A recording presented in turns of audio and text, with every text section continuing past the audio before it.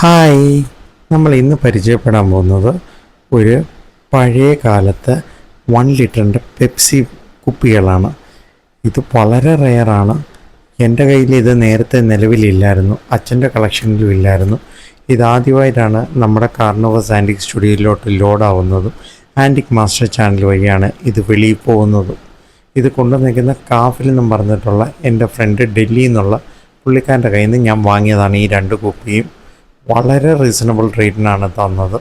So അതുകൊണ്ടൊക്കെ തന്നെയാണ് ഞാൻ പൊതുവേ കേരളത്തിൽ നിന്ന് മേടിക്കാതെ എല്ലാം വെളിയിൽ നിന്ന് വാങ്ങുന്നത്.